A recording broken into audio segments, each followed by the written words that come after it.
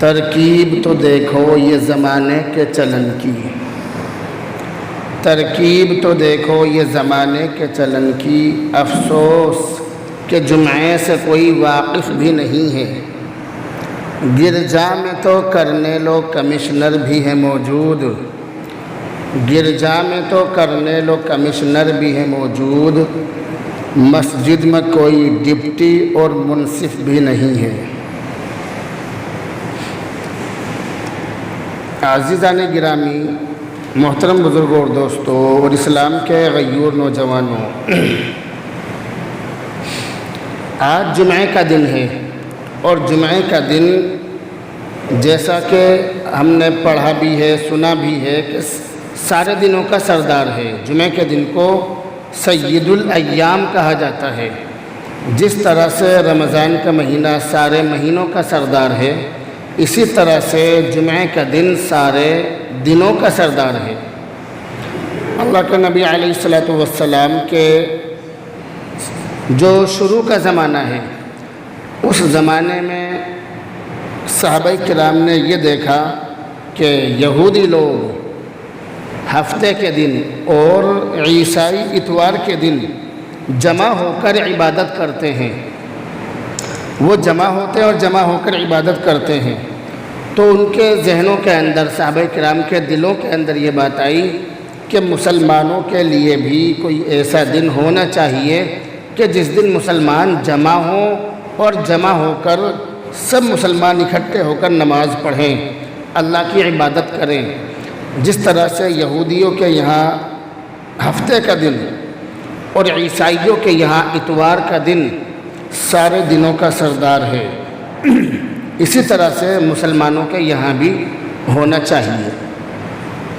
صحابہ کرام کے بیچ جب یہ بات چلی تو صحابہ کرام مل جل کر بیٹھے، باتیں ہوئی، تو یہ مشورہ ہوا کہ جمعے کے دن کو سید الایام یعنی سارے دنوں کا سردار قرار دیا جائے۔ تو صحابہ کرام نے جمعے کے دن کو سارے دنوں کا سردار قرار دیا۔ اللہ کے نبی علیہ الصلوۃ والسلام نے بھی جمعے کے دن کو سارے دنوں کا سردار فرمایا اور بتلایا۔ تو جمعے کا دن سارے دنوں کا سردار ہے، مگر جس طرح سے ہمارے یہاں سب چیزوں کے ساتھ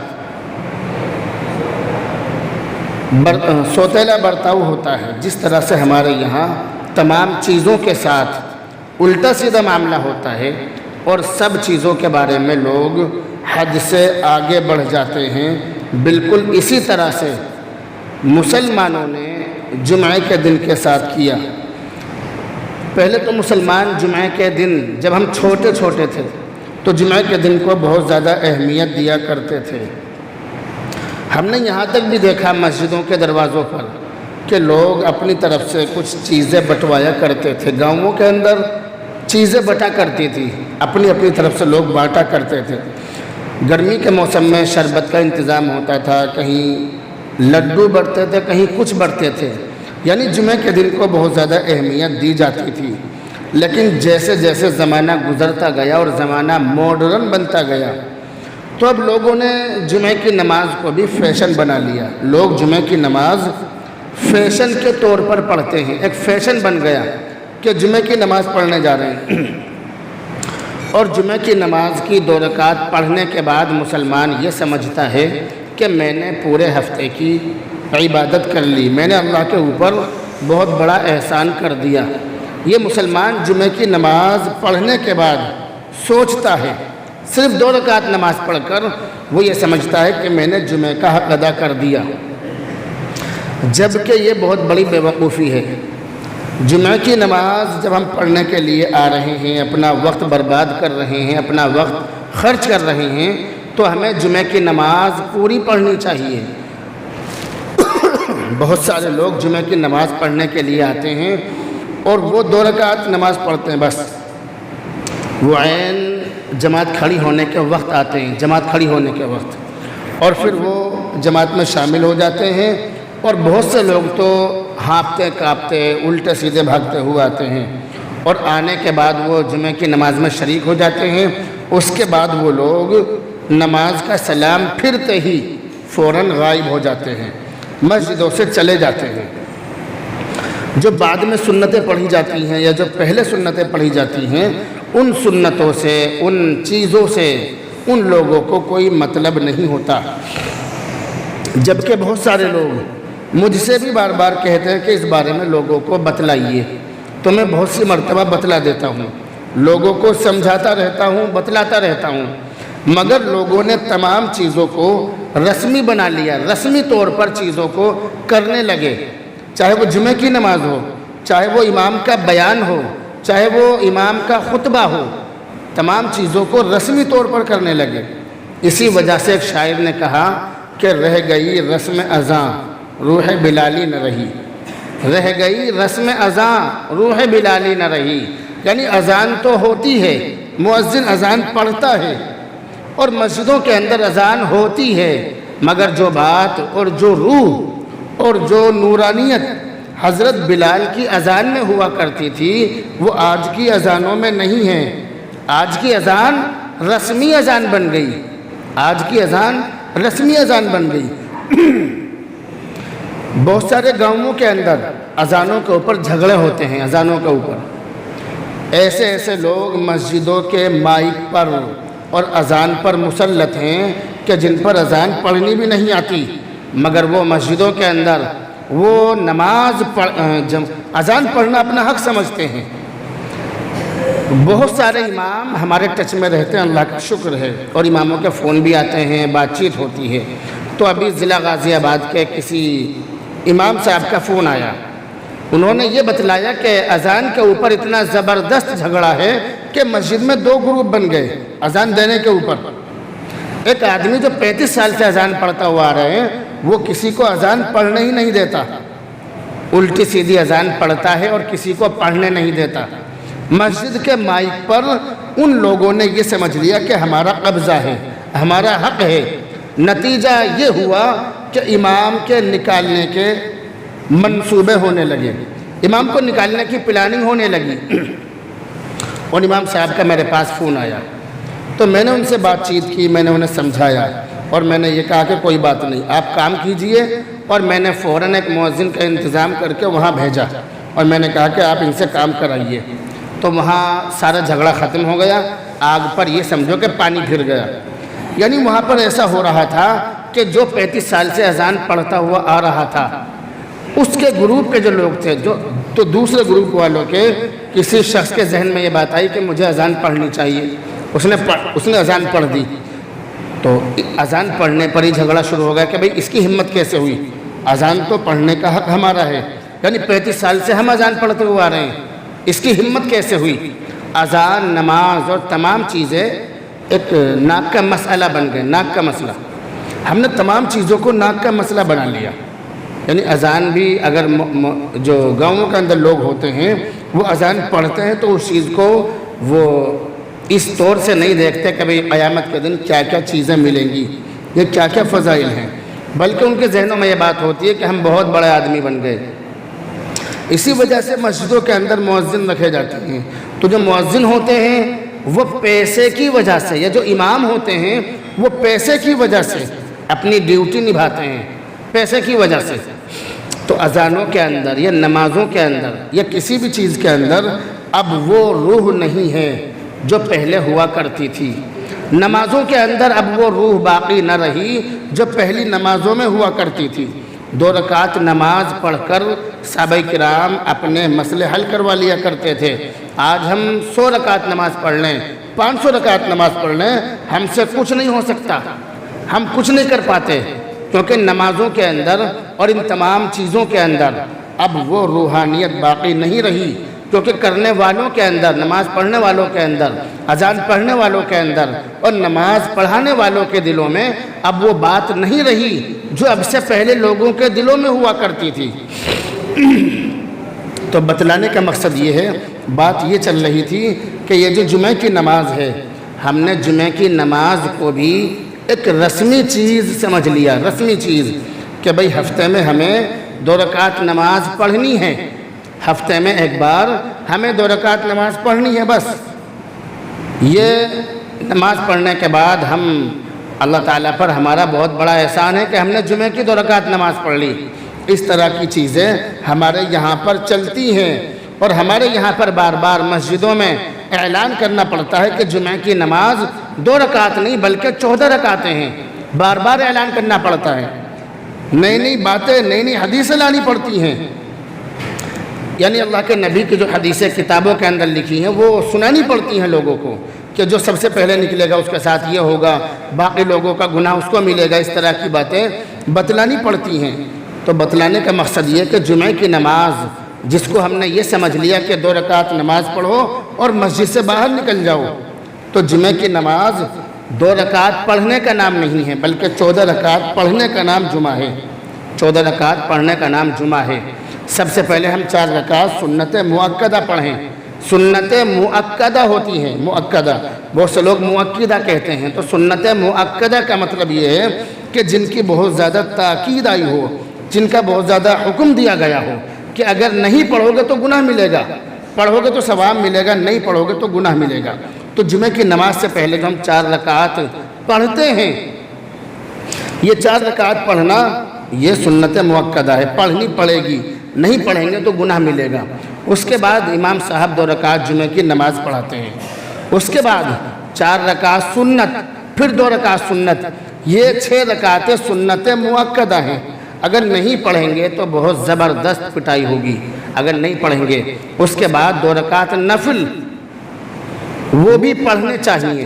تو یہ 14 رکعتیں، کل 14 رکعتیں جمعہ کی نماز میں 14 رکعتیں ہیں، ان 14 رکعتوں کو پڑھنا چاہیے۔ ابھی مہاراشٹر سے ایک امام صاحب کا میرے پاس میسیج آیا، انہوں نے یہ کہا کہ میں جمعہ کی نماز میں بیان کرتا ہوں اور بیان کرنے کے بعد باقی لوگ سنت پڑھتے ہیں، میں بیٹھ جاتا ہوں، میں بیٹھ کر میں ممبر پر بیٹھا رہتا ہوں۔ انہوں نے یہ بتایا مجھ سے کہ میں ممبر پر بیٹھا رہتا ہوں، میں اپنی سنتیں پہلے ہی پڑھ لیتا ہوں۔ میں نے ان امام صاحب سے کہا کہ آپ سنتیں پہلے نہ پڑھیں بلکہ آپ سنتیں لوگوں کے ساتھ پڑھیں، اور جس وقت آپ سنتیں پہلے پڑھتے ہیں اس وقت میں آپ سورہ کہف پڑھیں، سورہ کہف پڑھیں اس ٹائم میں، اور جو سنت پڑھتے ہیں جس وقت میں لوگ سنت پڑھتے ہیں آپ بھی اسی وقت میں سنت پڑھیں، ورنہ لوگوں کے ذہنوں میں یہ بات آئے گی کہ امام صاحب سنت نہیں پڑھتے ہیں، اس لیے آپ سنت ان لوگوں کے سامنے پڑھیں۔ انہوں نے کہا کہ ٹھیک ہے، بہت اچھا مشورہ ہے، تو میں نے ان کو یہ مشورہ دیا، انہوں نے اس پر عمل کیا۔ تو بہرحال جمعہ کی جو نماز ہے یہ رسمی نہیں ہے، ہم اسے رسمی سمجھتے ہیں، یہ رسمی نہیں ہے بلکہ یہ اللہ کا حکم ہے۔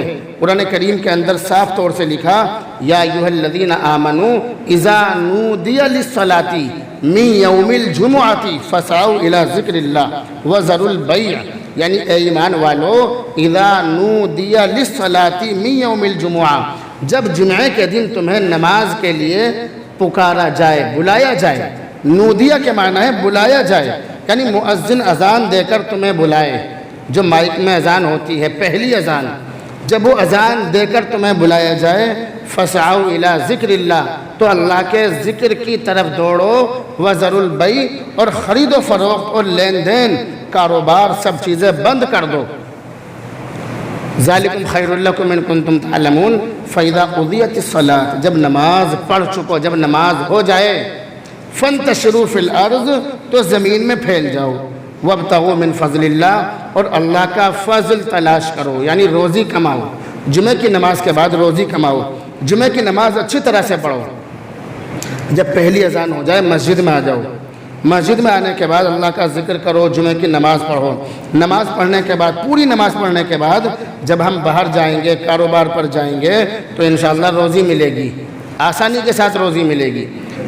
وَابْتَغُوا مِن فَضْلِ اللَّهِ، اللہ کا فضل یعنی روزی تلاش کرو، قرآن کریم کے اندر صاف طور سے لکھا۔ تو جمعہ کی نماز کے بعد جب کاروبار کریں گے انشاءاللہ تعالی روزی ملے گی، اور بہت آسانی کے ساتھ روزی ملے گی، اور بہت اچھی روزی ملے گی، برکت والی روزی ملے گی۔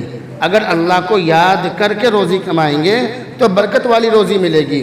تو یہ جو جمعہ کی نماز ہے یہ رسمی نماز نہیں ہے، ہم پوری نماز پڑھنے کی کوشش کریں۔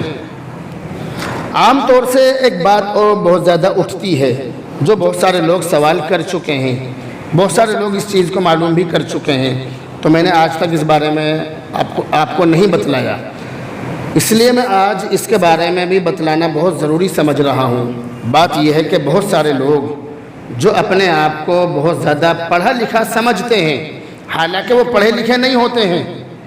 دینی تعلیم سے تو وہ بالکل جاہل ہوتے ہیں، دینی تعلیم سے۔ دنیاوی اعتبار سے وہ کتنے ہی بڑے ڈاکٹر یا انجینئر بن جائیں یا کچھ بھی بن جائیں، مگر دینی اعتبار سے وہ بالکل جاہل ہوتے ہیں، بالکل کوڑے ہوتے ہیں۔ اور وہ ایسی دلیلیں لاتے ہیں کہ جو چھوٹے موٹے مولوی ہوتے ہیں یا چھوٹے موٹے امام ہوتے ہیں، وہ ان کی ہاں میں ہاں ملاتے ہیں کہ ہاں تم ٹھیک کہہ رہے ہو۔ تو بہت سارے لوگوں کی طرف سے یہ بات اٹھائی جا رہی ہے کہ جمعہ کا جو خطبہ ہے وہ خطبہ عربی زبان میں نہیں بلکہ اردو زبان میں ہونا چاہیے۔ اس طرح کی چیزیں ہمارے سماج میں گردش کر رہی ہیں کہ جمعہ کا خطبہ اردو زبان میں ہونا چاہیے، اور ان لوگوں کی دلیل یہ ہے، وہ لوگ یہ دلیل دیتے ہیں کہ اللہ کے نبی علیہ السلام جمعہ کا خطبہ عربی میں پڑھتے تھے۔ بہت اچھی بات ہے، پڑھتے تھے، مگر جتنے بھی لوگ ان کے سامنے بیٹھے ہوتے تھے وہ سب لوگ عربی جاننے والے ہوتے تھے۔ اللہ کے نبی عربی زبان میں جمعہ کا جو خطبہ پڑھتے تھے وہ لوگ اس خطبے کو سمجھتے تھے۔ لیکن آج جب کہ یہاں پر عربی جاننے والے لوگ موجود نہیں ہیں، تو خطبہ پڑھنے کا مطلب یہ ہے کہ جتنے بھی لوگ ہیں سارے بیٹھے ہیں، کسی کو کچھ نہیں پتا کہ کیا کہا جا رہا ہے، کسی کو کچھ نہیں پتا، کسی کو کچھ معلوم نہیں کہ امام صاحب جو خطبہ پڑھ رہے ہیں وہ خطبے میں کیا کہہ رہے ہیں۔ اس لیے خطبہ اردو میں ہونا چاہیے۔ یہ بہت سارے لوگ آواز اٹھا رہے ہیں اور آواز اٹھاتے ہیں، دلیل ایسی دیتے ہیں کہ چھوٹے موٹے مولوی تو ان کی دلیلوں میں آ جائیں گے، ایسی دلیل۔ لیکن یہ جو مسئلہ ہے کہ اردو میں خطبہ ہونا چاہیے، اس کے بجائے اس کا جواب تو میں آپ کو بعد میں دوں گا کہ خطبہ اردو میں ہونا چاہیے یا عربی میں، اس کا جواب بعد میں دوں گا۔ اس سے پہلے آپ یہ بات سمجھیے کہ جن مسجدوں میں اردو میں بیان ہوتا ہے، جیسے آپ کے یہاں اس مسجد میں بھی ہوتا ہے، تو وہاں پر سننے والے لوگوں میں کتنے لوگ ایسے ہیں جو اس بات پر عمل کرتے ہیں؟ کتنے لوگ ایسے ہیں؟ پہلی بات۔ دوسری بات، جو سننے والے لوگ ہیں ان میں سے بھی بہت سارے لوگ ایسے ہیں جو یہ سوچ کر آتے ہیں کہ بیان کرنے والا امام صاحب جو ہے کچھ ایسی بات کہے کہ ہم اس پر اعتراض کریں۔ ایسے لوگ بھی آتے ہیں۔ بہت سے لوگ ایسے بھی آتے ہیں کہ اگر ان کے مزاج کے خلاف کوئی بات ہو جائے تو انہیں برداشت نہیں ہو سکتی۔ بیان کرنے والا آخر کس کے جذبات کا خیال رکھے، یہ سمجھنے والی بات ہے۔ اگر بے نمازی کے خلاف بیان کرے تو بے نمازی ناراض، اگر شرابی کے خلاف بیان کرے تو شرابی ناراض، اگر جواری کے بارے میں بیان کرے تو جواری ناراض، اگر حرام کے خلاف بیان کرے تو حرام کھانے والے ناراض، اگر حج نہ کرنے والوں کے خلاف بیان کرے تو وہ تمام لوگ ناراض، اگر پردے کے بارے میں بیان کرے تو محلے کی عورتیں ناراض، اگر رشوت لینے والوں کے بارے میں بیان کرے تو لوگ ان کے پیچھے نماز پڑھنا چھوڑ دیں۔ اس طرح کی چیزیں ہیں۔ اگر کسی بھی چیز کے بارے میں بیان کرنے والا حق بات بیان کرے تو ہر شخص یہ سمجھتا ہے، جس کے اندر وہ کمی ہے وہ یہ سمجھتا ہے کہ سیدھا نشانہ میرے اوپر ہے، جبکہ ایسا کوئی مقصد کسی بھی بیان کرنے والے کا نہیں ہوتا ہے۔ اللہ کے نبی علیہ السلام کے زمانے میں جب اللہ کے نبی علیہ السلام کسی شخص کو یہ دیکھتے کہ وہ کسی گناہ کے اندر مبتلا ہے، کسی غلط کام کو کوئی شخص کر رہا ہے، تو اللہ کے نبی منبر پر تشریف لاتے اور یہ فرماتے ما فعل اقوام یفعلون کذا و کذا، یعنی لوگوں کو کیا ہو گیا کہ ایسے ایسے غلط کام کرنے لگے۔ اللہ کے نبی عام طور سے لوگوں کو سمجھاتے تو جو اس غلط کام کو کر رہا ہوتا اس کی بھی سمجھ میں آ جاتی، اور باقی لوگ جن کے بارے میں معلوم نہیں ہوتا کہ بھئی یہ بھی اس غلط کام کو کر رہا ہے یا نہیں، تو ان کے ذہنوں میں بھی بات آ جاتی، وہ بھی غلط کاموں سے رک جاتے۔ تو اللہ کے نبی سمجھاتے تھے، لوگ سمجھتے تھے۔ آج ہم سمجھاتے ہیں، لوگوں کے دلوں پر اثر بھی ہوتا ہے، مگر لوگ یہ سمجھتے ہیں کہ اس ماڈرن زمانے میں اور یہ جو زمانہ چل رہا ہے، اس زمانے میں دین پر کون چل رہا ہے، دین پر عمل کرنا ضروری نہیں ہے۔ اس طرح کی چیزیں لوگوں کے ذہنوں میں آتی ہیں۔ ایسے لوگ بھی ہیں جو دین کی باتیں سنتے ہیں، سننے کے بعد اس میں اپنی رائے داخل کرتے ہیں۔ تو بتلانے کا مقصد یہ ہے کہ جن مسجدوں میں جمعہ سے پہلے اردو میں بیان ہوتا ہے، جو ماڈرن لوگ ہیں ان میں سے کتنے ماڈرن لوگ ایسے ہیں جو ان باتوں پر عمل کرتے ہیں۔ بالکل بھی عمل نہیں کرتے. بہت سارے لوگ ایسے جو عمل کرتے ہی نہیں ہیں, بہت سارے لوگ ہیں. ہم حرام کے خلاف بولتے ہیں, ایسے کتنے لوگ ہیں جو حرام کھانے سے بچ گئے؟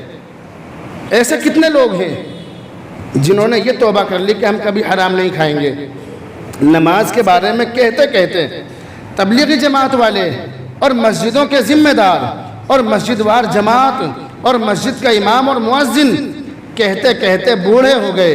ایسی کارگزاریاں ہیں, ایسے واقعات ہیں کہ امام کا اور جو مؤذن ہیں انتقال ہو گیا, مسجد وار جماعت بھی بوڑھی ہو گئی, انتقال ہو گئی, مگر لوگ ٹس سے مس نہیں ہو رہے. لوگ سننے کے لیے تیار نہیں ہیں. سمجھاتے سمجھاتے 50 سال 60 سال 100 سال گزر گئے, لیکن گاڑی وہیں چل رہی ہے, بلکہ لوگوں میں اور زیادہ بگاڑ آ رہا ہے. تو کون سننے کے لیے تیار ہے؟ آج کے زمانے میں باپ بیٹے کی نہیں سن رہا, وہ زمانہ چل رہا ہے. ایک شاعر نے ایسے ہی لوگوں کے بارے میں کہا. شاعر نے یہ کہا, سنبھل کر گفتگو کرنا بزرگوں, سنبھل کر گفتگو کرنا بزرگوں. یعنی شاعر بچوں کو نہیں بلکہ باپ کو سمجھا رہا. سنبھل کر گفتگو کرنا بزرگوں, اب بچے پلٹ کر بولتے ہیں. سنبھل کر گفتگو کرنا بزرگوں, گفتگو کے معنی بات, یعنی اے بڑے لوگوں, اے باپ اور جو بڑے لوگ ہیں ان سے کہا جا رہا ہے کہ تم سنبھل کر بولنا, جو بھی بولو سوچ سمجھ کر بولنا.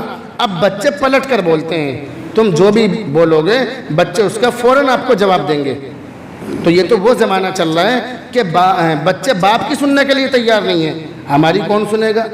لیکن جب تک ہماری ذمہ داری ہے, ہم اپنی ذمہ داری کو بہرحال نبھا رہے ہیں. تو جن لوگوں کی طرف سے یہ سوال آ رہا ہے, یہ جن لوگوں کی طرف سے یہ آواز اٹھائی جا رہی ہے کہ جو جمعہ کا خطبہ ہے وہ اردو میں ہونا چاہیے, وہ لوگ کان کھول کر سن لیں, کان کھول کر, کہ جمعہ کا جو خطبہ ہے, جمعہ کا خطبہ ایک عبادت ہے, ایک رسم نہیں ہے. جمعہ کا خطبہ ظہر کی 2 رکعت نمازوں کے بدلے میں ہے. جو ظہر کی 2 رکعت جو نماز ہیں اس کے بدلے میں جمعہ کا خطبہ ہے.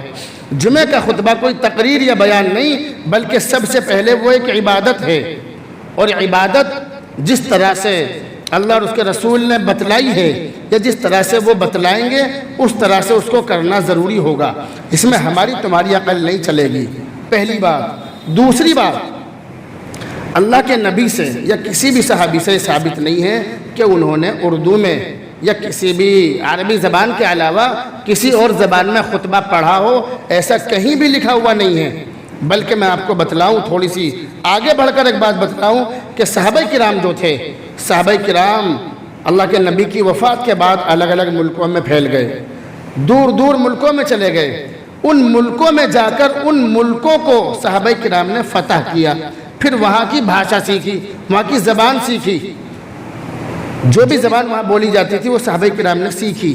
اور سیکھنے کے بعد کبھی بھی ایسا نہیں ہوا, کسی بھی کتاب کے اندر لکھا ہوا نہیں ہے کہ صحابہ کرام نے وہاں کی بھاشا میں, وہاں کی مادری زبان میں جمعہ کا خطبہ دیا ہو. ایسا کہیں بھی لکھا ہوا نہیں ہے. جب لکھا ہوا نہیں ہے تو صحابہ کرام سے زیادہ عقل مند آج کا مسلمان کیسے ہو سکتا ہے؟ صحابہ کرام نے یا اللہ کے نبی نے جس کام کو نہ کیا ہو اس کے بارے میں کہنا بھی بے وقوفی کی بات ہے. تو جمعہ کا جو خطبہ ہے وہ قیامت تک عربی زبان میں ہی دیا جائے گا. ہاں یہ ہو سکتا ہے کہ جمعہ کے خطبے سے پہلے اردو میں بیان ہو جائے, جیسے عام طور سے ہوتا ہے. اور عام طور سے آپ کی یہاں اس مسجد کے اندر تو یہ ہوتا ہے کہ جو جمعہ کا خطبہ ہوتا ہے, جو اردو میں بیان ہوتا ہے, جمعہ کا جو خطبہ ہوتا ہے وہ اسی کا ترجمہ ہوتا ہے. یعنی جو میں اردو میں بولتا ہوں اسی کو عربی میں آپ کو بتلاتا ہوں. تو بہرحال بتلانے کا مقصد یہ ہے کہ اردو کا جو بیان ہے وہ اپنی جگہ ہے, لیکن جو عربی کا خطبہ ہے وہ قیامت تک عربی میں ہی دیا جائے گا.